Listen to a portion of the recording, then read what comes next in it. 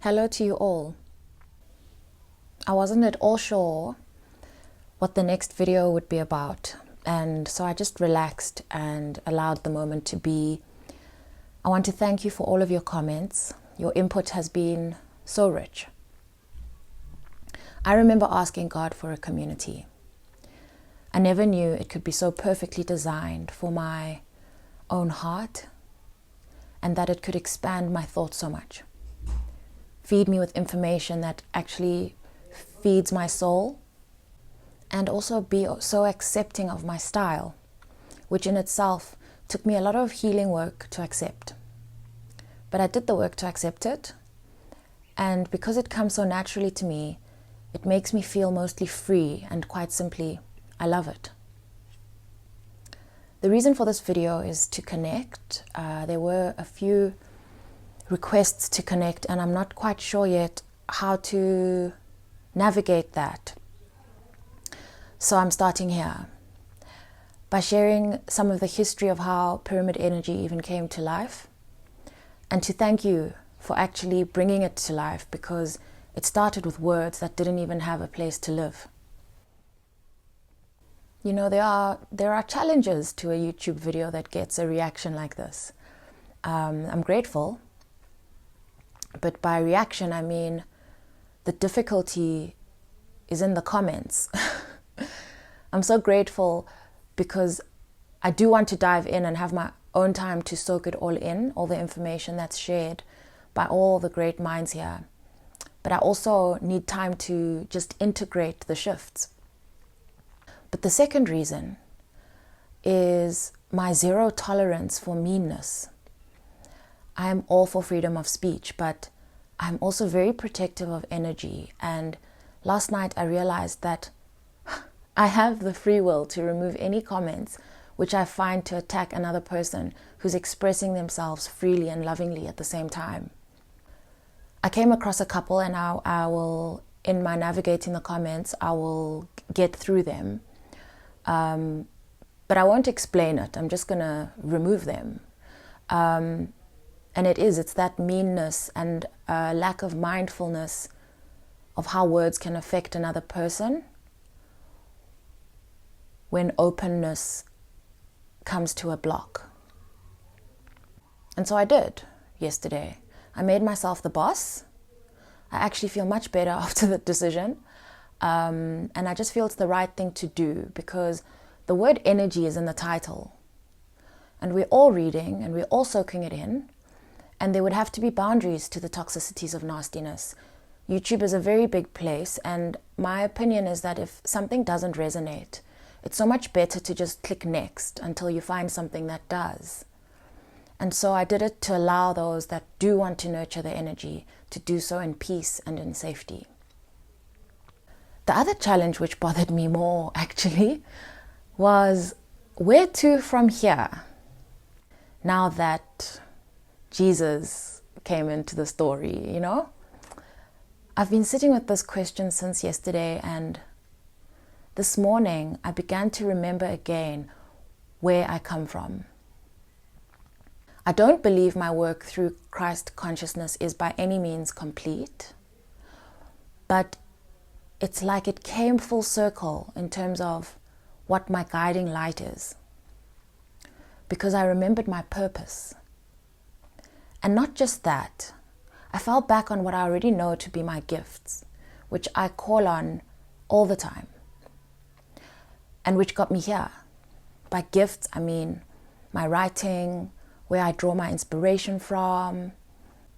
And I remembered that, I remembered a revelation I had this past week, that creation in itself, my connection to it is that as a human, I am actually the creator. And that Christ consciousness is not only about healing in Christ in the biblical context, but actually having Jesus, the figure, the human, as a healer to this creator that is in all of us, the manifester in this world that has taken our power from us.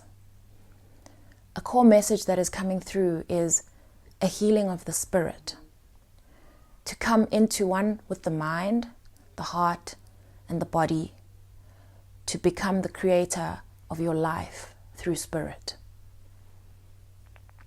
And then the idea of free will also came up. Free will being, God's gift to us, first of all, and the idea of the most powerful God. Reconciling all of these aspects is a tough one to navigate. By that I mean the idea of consciousness, along with our free will, and this externalized idea of God being the most powerful. However, by the pure power of God and what I have learned so far, I feel safe continuing without knowing everything. As long as I have peace, and as long as I feel I'm doing what I can to grow as a person on earth who's actively fulfilling my own purpose. None of us really know, none of us know which hour will be our last. It's not revealed to us. But I do know now that whatever it is what it is, and it is by the will of God. And before I continue to share my truth and vision for this channel and where it comes from, I want to share a download I received while I was preparing this morning. The Battle Hymn of the Republic. I just want to see here, I forget the name of the composer. It's a song by Julia Ward Ho and William Steff. That's what I've got here, the artists. Oh, and I've also got a Peter Knight here, who was one of the songwriters. And the words go, at school this was a hymn for us. But it says, "Mine eyes have seen the glory of the coming of the Lord. He is trampling out the vintage where the grapes of wrath are stored. He hath loosed the faithful lightning of his terrible swift sword. His truth is marching on. I have seen him in the watchfires of 100 circling camps. They have builded him an altar in the evening dews and damps. I can read his righteous sentence by the dim and flaring lamps. His day is marching on. I have read a fiery gospel writ in burnished rows of steel. As ye deal with my contemners, so with you my grace shall deal. Let the hero born of woman crush the serpent with his heel, since God is marching on. He has sounded forth the trumpet that shall never call retreat. He is sifting out the hearts of men before his judgment seat. Oh, be swift, my soul, to answer him. Be jubilant, my feet. Our God is marching on. In the beauty of the lilies, Christ was born across the sea, with a glory in his bosom that transfigures you and me. As he died to make men holy, let us die to make men free, while God is marching on. Glory, glory, hallelujah." So I didn't sing all the choruses because they repeat, but that was mostly for the lyrics and the message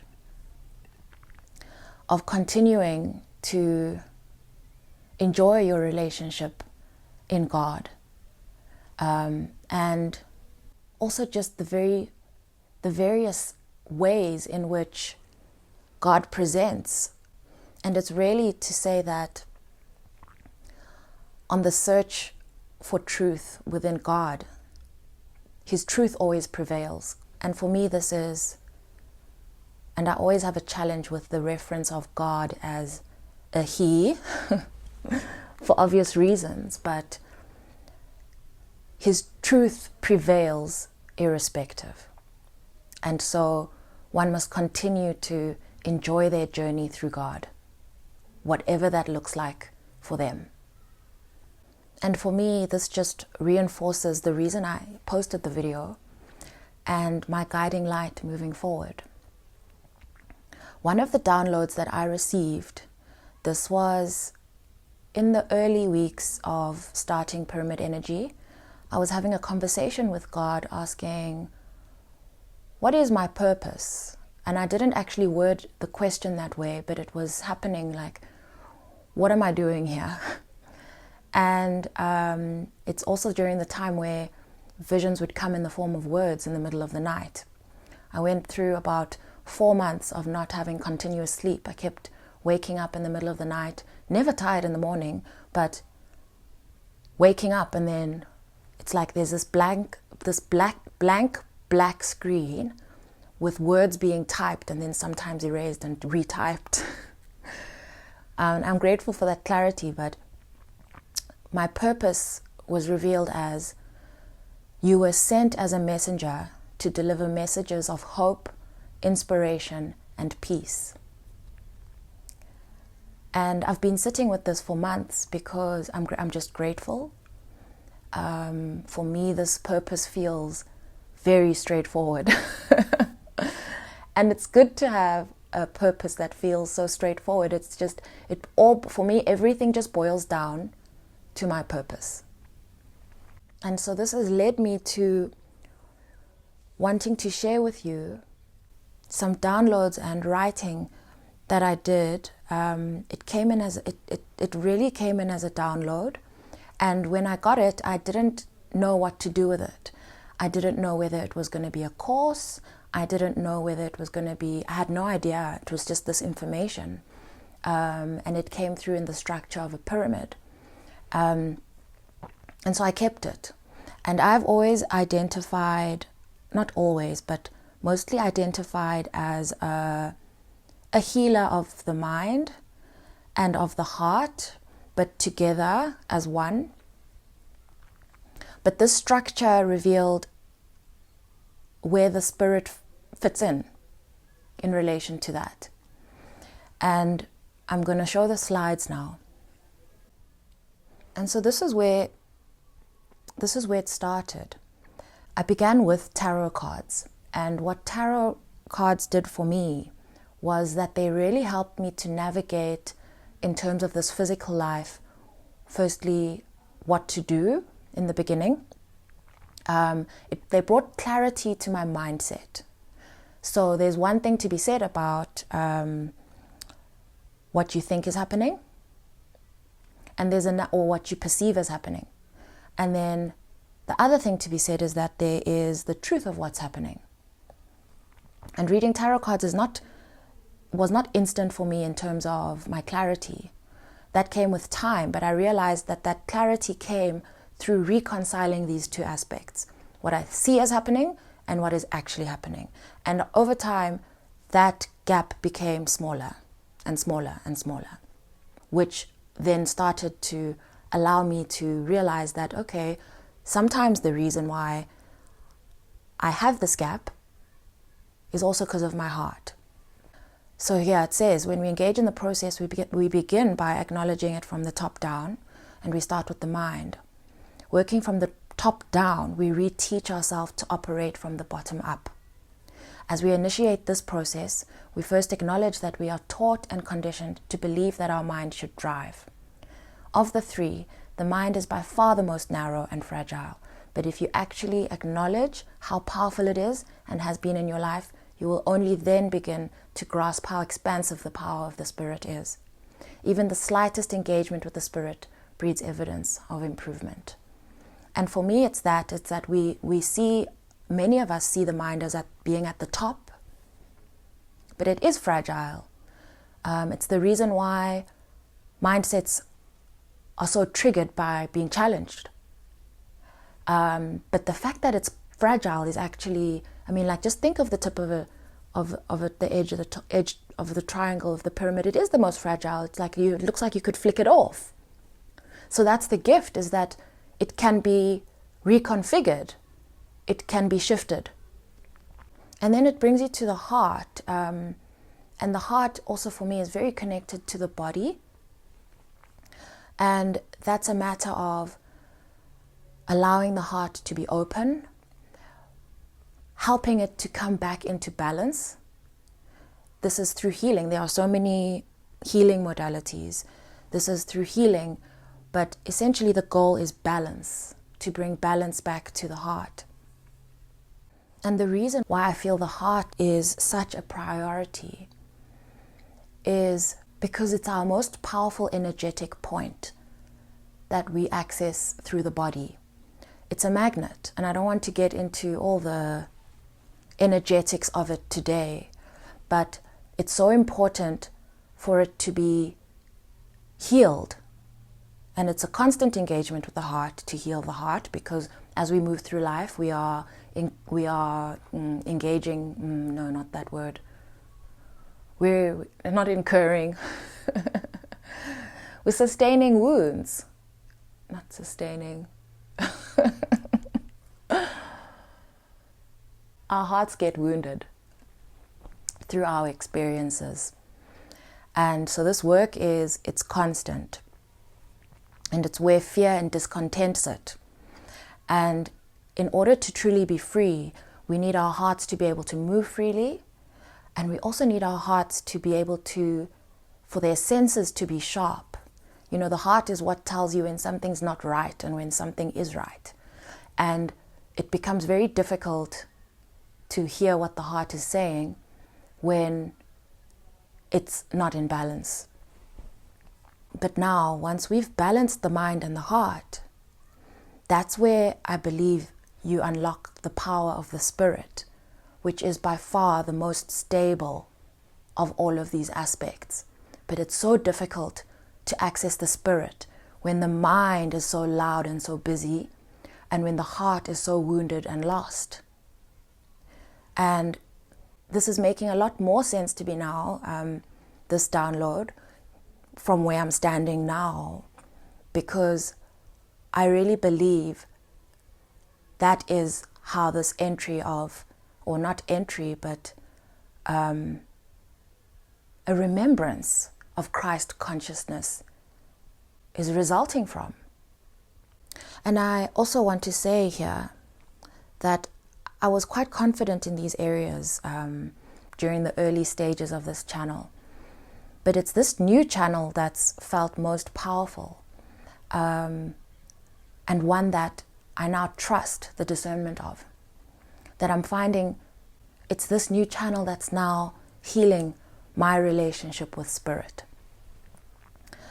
And life remains a journey unfolding, and I'll continue to make room for the unfolding through the wisdom of not knowing. There are many healers out there who are able to share and teach so much about the body. But what I will share with you is that my healing's been guided through connecting in this way that I'm sharing with you here. And while I do still credit spirit for, the answers that I was able to get through the tarot, this work never stops, because structures, like I said, structures are constantly being broken down. But it also helped me to understand the workings of the heart. Although it is spirit that shared the words for my mind to digest and shift, it's through this time period of my life that many, if not all, my physical health problems have healed. I medicated them, I did, until I just didn't need to anymore. But it's because I was healing my mind and my heart. And through healing my mind and the heart, that allows my spirit to do what it needs to do. And also in alignment with me. So I'm aligning with my spirit. And so everything feels like it's coming back into balance. And not just from a health perspective, from a purpose perspective. And it's only now that I feel like I'm in a general state of balance, that I'm engaging actively with what I want to call spiritual intelligence. I actually looked up what spiritual intelligence means, and it says here, spiritual intelligence is an ability to access higher meanings, values, abiding purposes, and unconscious aspects of the self, and to embed these meanings, values, and purposes in living richer and more creative lives. Which for me is so appropriately put. And it's now that these three aspects that make up my life, now that they're returning to each other, that I feel I'm in an empowered state of creation. On the 4th of July, I had a revelation. And I referenced my notes in my phone because I keep a lot of my downloads in there. And I want to start by just referencing a quote from a movie called Life as a House. It's a quick one, and the character George says, "I always thought of myself as a house. I was always what I lived in. It didn't need to be big. It didn't even need to be beautiful. It just needed to be mine. I became what I was meant to be. I built myself a life. I built myself a house." And in the beginning of pyramid energy, the word that kept coming up was creators, artists, so basically creators of art. And I was stuck on this idea of creation, and if you go to earlier videos, you'll hear that. But the revelation was really that you are the creation. You are the revelation you've been working towards. My goal is to live one authentic life in unity with myself, willing and ready to embody all parts of me in oneness, in authenticity. One truth I have learned is that there is no such thing as waiting for other people to be ready for a change in myself. When I'm ready, that naturally renders them ready. And so that leaves me with only one truth. I am the one who needs to become ready. I found this to be quite empowering. At the time, I was also lying on my phone. No judgment, don't ask me why. I was lying on my phone, and when I took it out and unlocked it, it was open in the calculator, and the numbers were 111, 1111111 recurring. And immediately I was like, because it was in the moment, I was like, this for me feels like follow the leader. It felt like it starts with 1, and it felt like the decimals are infinite. And so this says, follow the places your energy leads you as you're healing. You will wake up one day and you will have done with your life what energy does. Energy is not created. Energy cannot be destroyed. It can only be transformed. And that's what you can do with your life. You can transform your life. You are energy. You are the creation. You are the creator. You are the one to stabilize yourself. You are the one who creates yourself and draws your stability from the inside like a pyramid. You are the one to build your pyramid from which you will draw future parts of yourself and the pyramid that you will continue to follow, just as we all love to uncover and wonder in the mystery of the pyramids. You are the mystery that you seek. And so this phase of my life is about actively engaging in co-creating with God.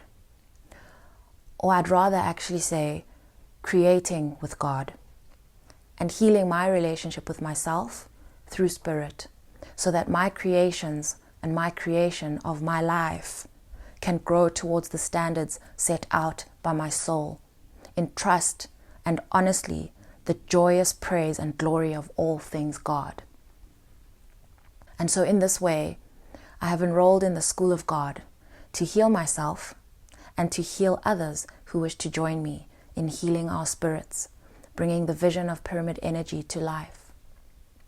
You see, while I have the license to own Khunzi, that's me, I have an ID from the government to show for this, thankfully, the human in me feels too humble to take ownership for some of the products revealed through pyramid energy.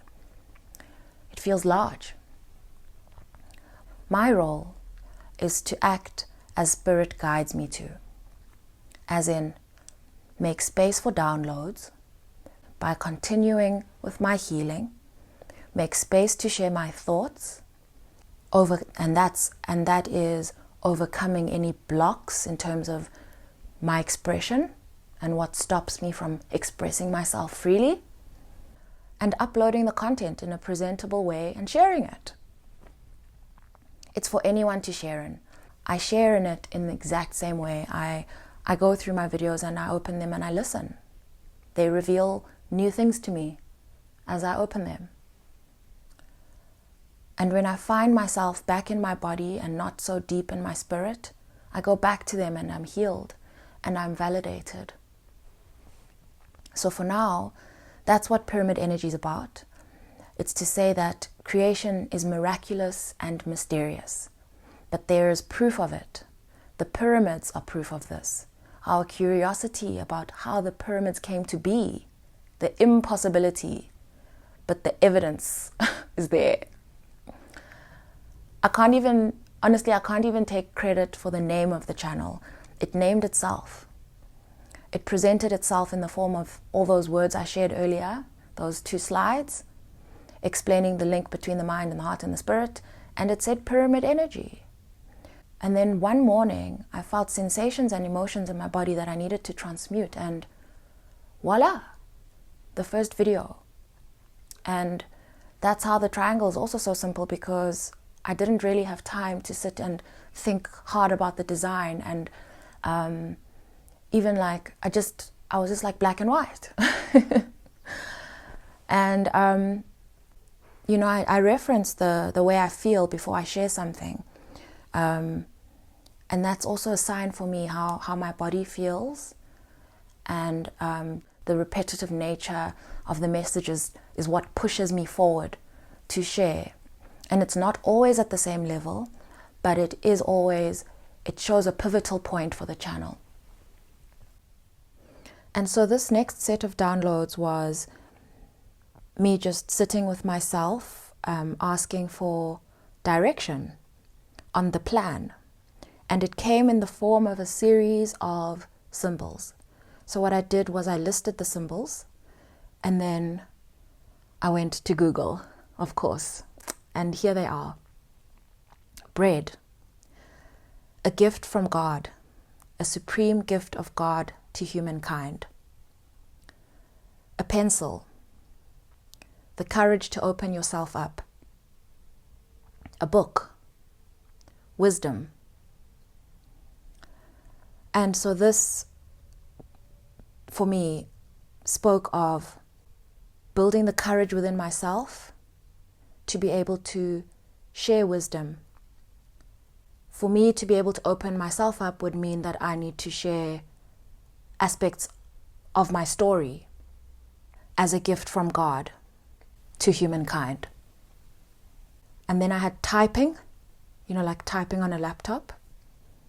Typing on a computer may symbolize programming your mind to complete a necessary project. I found this quite pressurizing, actually.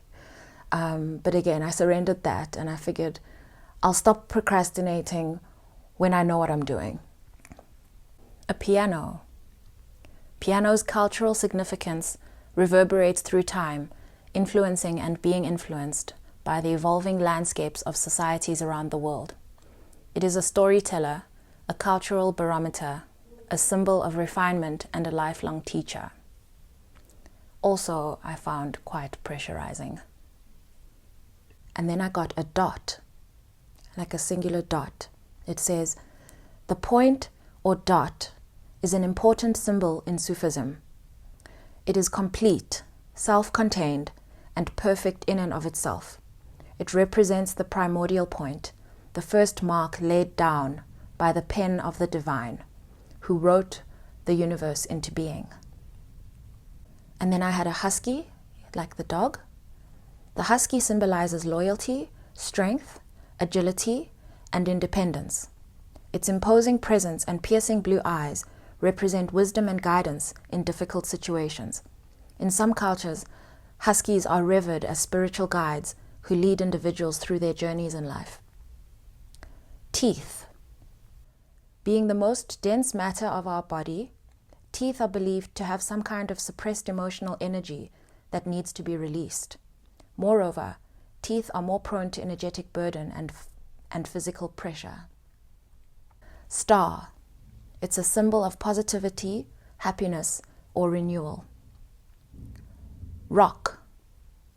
Rocks are not only paired with the divine or with voyages into eternity.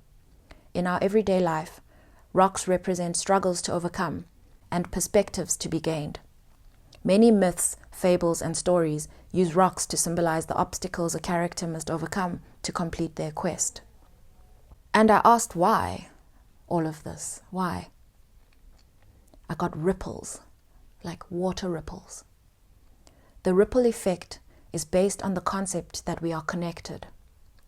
We can and do affect each other. The result is a building of community that will affect how we treat others and the way we live our lives. And then I got broken glass, like cracked broken glass. In the Bible, broken glass holds significant symbolism that often represents the shattering of hopes, dreams, and relationships. Glass itself is fragile and easily shattered, serving as a visual representation of vulnerability and the precarious nature of human existence. Broken glass often symbolizes the loss of a relationship, grief over a recent death, or a need to put the past behind you and move forward. And then I saw biting into something. To be biting someone or something, such as fruit, within a dream, indicates that there is literally an idea or a concept which we need to get our teeth into. I don't think I need to explain any of this further, but can you imagine how I feel having forgotten this? I searched for it because I knew that I'd left notes for myself along the way. But this is from the beginning of April. But to read this now, coming out of this recent last few days, is really amazing for me. And so I really wanted to share that with you too. Before meeting you all, I honestly couldn't understand the direction the channel was going to take. But I'm going to share a reading list because I'm certain now, after going back to the old videos, like 4 months, 5 months old, I don't know, that they were made for you. Perhaps you've already learned some of these things, and perhaps not. But I believe there's something to be said about the building of connection through community, because that's what I have grown so much from since starting the channel. And I mean, it just kind of like doubled, tripled. It just became so much more after Sunday. The proof is in the pudding. These videos also provide some insight on how I navigated this rapid healing that I feel has happened over these couple of months. I grounded by writing until some of the writing started to come in as words that I began to realize were not being structured by my own conscious mind. The first of the videos is a dream that I shared, what to do in a time of turmoil. This is actually where this video started today in terms of like when I started preparing, because I saw some comments in the comment section from the Christ Consciousness video. Some people sharing concerns on life falling apart, apparently falling apart after engaging in this idea of Christ consciousness, and how it led them into fear, and then it led them to retreating back into the safety of old structures. This first video is from a dream. I used the same approach to interpreting it, pulling out word by word, and to not lose the essence of it, because it came in a set of words. And actually what was unique to the Christ Consciousness video is the biblical reference. This is just how I interpret things. I take the word out and I dive into the word and then bring it all back. And that dream, that advice, I'd call it, because I had to call it advice because it came out of my mouth at the time. But that advice, I believe, is extremely grounding when one takes into account the powerful changes that can start to take place in your life once you commit to changing your life. We can't always see far ahead. We don't know what's coming. And we surrender some of these things. I surrender, should I speak for myself? I surrender these things to God, the things where I don't have answers, but where I still know I want what my heart wants. And it gives my heart room to want what it wants and trust that anything that happens around me, anything that is appearing to fall apart, that is part of the plan. It relieves me of that responsibility. The second one is actually about working with abrupt change and the reasons for it and the concept of flow. And the third one is about not knowing. A lot of these things have come up in my responses in the comments, and that's why I'm just listing them, because I think maybe the titling is not great, or or I don't know, for whatever reason, I just feel like I should explain some of them here. And the third one, like I said, is about not knowing, nurturing trust and the liberation born of breaking down old structures. The fourth one I found quite interesting, and I haven't listened to it again since, but I'm going to go back to it. It's the accelerating transience of time. And it was based on a vision that I had on time, which allowed me to trust in its ability to collapse into a moment. The fifth one is about faith, born in the planting of a desperate seed, and this is how it works. This one was so amazing to revisit after our conversations, because I'm aware that there is a story in the Bible that teaches the faith of a mustard seed. And hindsight is always 20/20. But the reason I got this download was because I was finding myself in conversations with people trying to argue the idea of faith and God. And eventually one night, after realizing that when I ask questions, I'm answered by visions, I asked how faith is born. And that's what that video is about. The sixth one is a heart awakening in preparation for the creation of your custom art.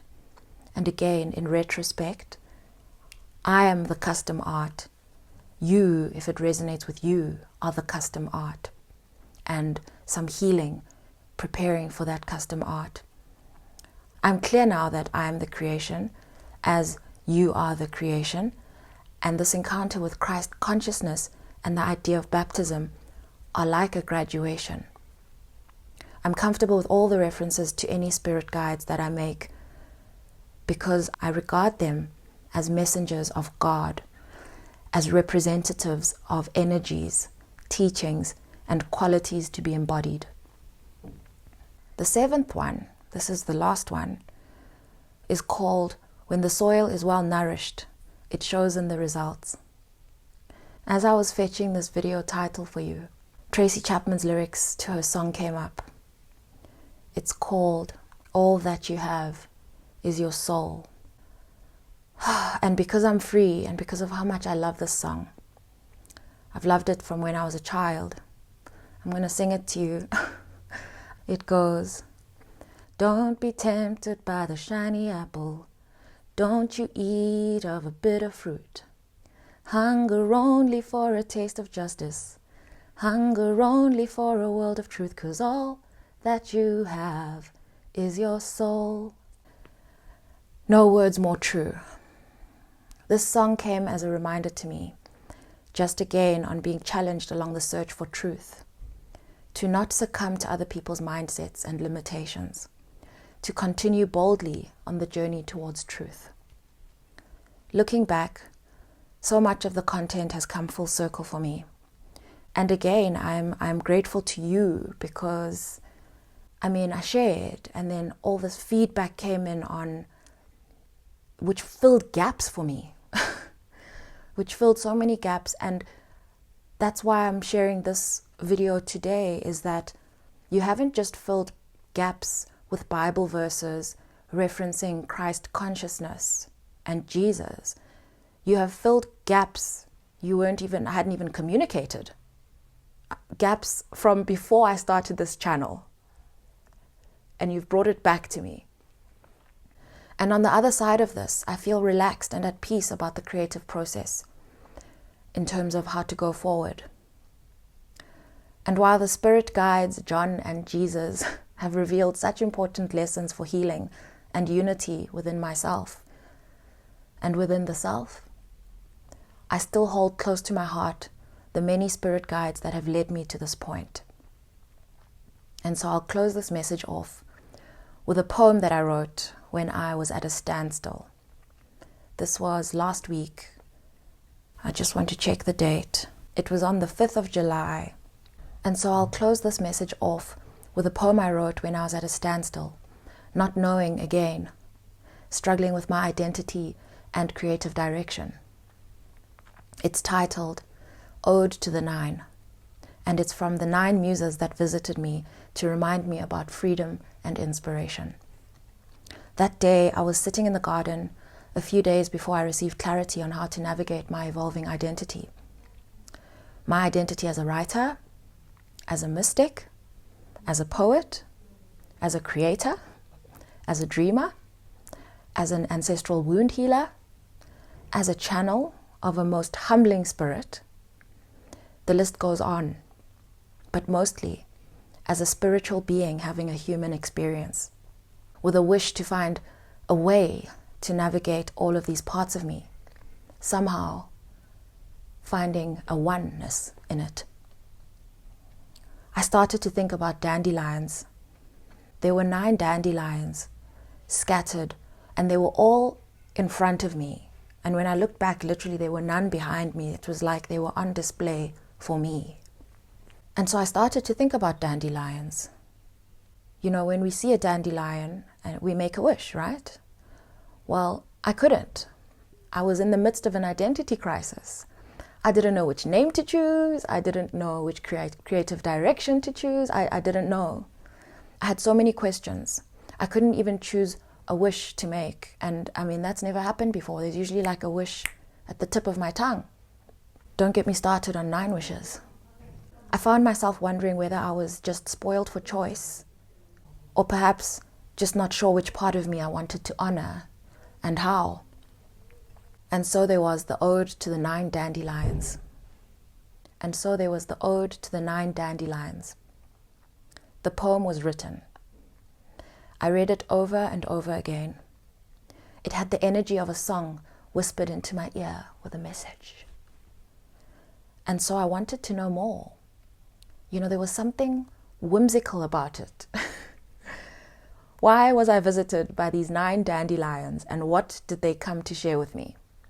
And so the rabbit hole began. Pondering over the number 9, then my mind led me to thoughts around the phrase, dressed to the nines. I was like, they're quite perfectly dressed, aren't they? You know, like dandelions, just imagine it. It's like they're delicately dressed in that stuff. And then the Googling began. Through some blogs that led me to poets, old poets, and finally to the 9 muses. I'll leave a link to what they're about below for anyone who's curious. They're referenced in Greek mythology. So arriving as dandelions, they reminded me that there are many players in this game. There is no need to choose a path, only a need to follow inspiration and allowing creation to continue to grow through you. A reminder, you already have everything you need that's in your gifts. This has brought me so much peace because it's just too much responsibility to be the director of this entire story. And that has been surrendered, as it should be. But that's how it was titled, and it released me to express myself in whichever direction I'm led to in the moment. And it is a series of these moments that led me to you. The original title was Ode to the 9, Ode as in ODE, a song. I changed it after revisiting it after some time because I was struggling with whether it was an ode from the 9 or an ode to the 9. And this journey in itself revealed that the poem is Ode to the 9. Credit for it is due to the 9 muses. And so with that, if you are interested, all of my videos have a clear description on what they're about. Perhaps you'll find some resonance somewhere as you wander through pyramid energy. I wish you all well on your individual and deeply personal journeys. Love is such a beautiful thing when shared, and I so look forward to connecting again. And also, if you have any doubt as to my love for you, just remember that today I sang for you. Here is Ode to the Nine. Dandelions under the sun. 1, 2, 3, 4. What do you want me to say to you? 5, 6, 7, 8, 9 arranged before me, as if to share a story. If you haven't a wish to make, there is no decision to take.